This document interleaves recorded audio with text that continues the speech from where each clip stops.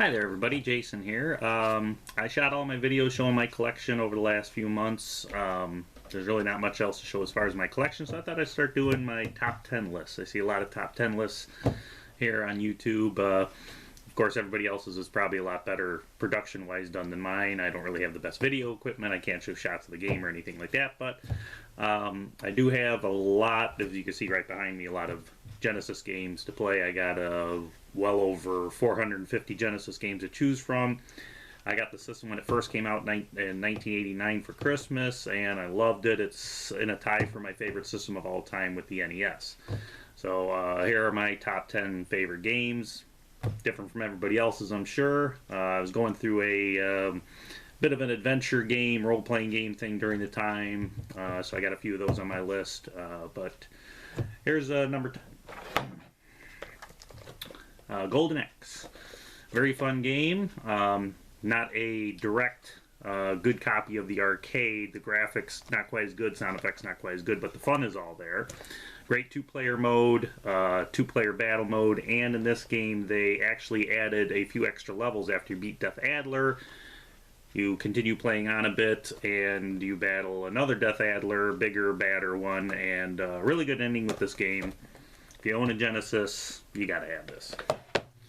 Number 9 is King's Bounty: The Conqueror's Quest. This is a kind of like a strategy game, mostly role-playing game, strategy game. If you ever played Heroes of Might and Magic for the computer, this was the first game they did like this. You basically go throughout the whole country, battling enemies, building your army, trying to find the scepter to win the game by defeating the bosses. A map opens up, you dig, you find the scepter, you win the game.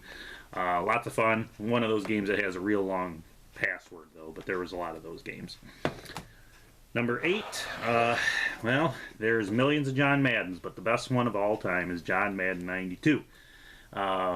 They made it a little better than the original that came out. Weather and everything.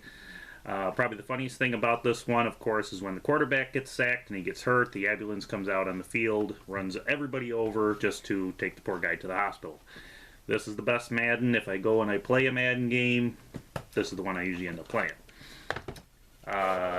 We got number 7, my favorite puzzle game of all time, Columns. Yeah, I like it even better than Tetris. I don't know why. Probably because I didn't have a Nintendo at the time or a Game Boy to play Tetris as much, even though I played it before I ever played this. I just really like Columns. I like how you could chain the things together to get extra points and everything, and I always go back, try to beat my high score. I think I made it up to level 21, which the jewels are just coming down like crazy at that point.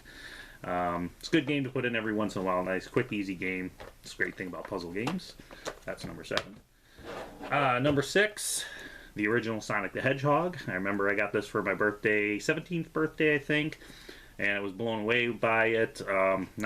There's really not much I could say about how good this game is. I know Sonic 2, some people think is better. Sonic 2 could have made the list as well, but I picked Sonic 1 because, you know, it was the first one, the speed and everything, the music, fantastic graphics, but, you know, like I said, there's nothing I need to say about this that hasn't been already said. Number 5, Shining Force 2, another strategy game. Shining Force 1 was great. Part 2 was even better with better music, more armies and everything, and just if you like strategy games, you got to play the Shining Forces, whether it's 1, 2, 3 for the Saturn. This one's probably my favorite. Great game. Kind of expensive to find now, and unfortunately it's in the flimsy, when they started to change towards the end, the old flimsy cardboard boxes out of the cases, but that doesn't change this from being a fantastic game. And number 4, like I said, I was really going through a role-playing game thing, and Sword of Vermillion. This is a fantastic game. A little different, not really your turn-based battles. You kind of battle on an open screen and fight the monsters, but you level up, you go through caves, you have end bosses, towns, everything that's role-playing game about it. Fantastic music. Haven't played this one in a long time, passed it a long time ago. It's one of those games I always want to go back and play, but between my full-time job, family, and these thousands of other games to play, I'll get back to it one of these days. Great game. Look for a good role-playing game for the Genesis. Pick this up. Comes with a strategy guide too. Here we go. Top 3. Revenge of Shinobi. Fantastic game. I believe this was a launch game. I think it might have been the second or third game I actually bought for the system. Music, challenge, bosses, everything about this game is so bad. Even better, most people would probably pick Shinobi 3 as their favorite. This one's still my favorite. I love it. One of those games I go and I play every now and then when I'm looking for just a game to play.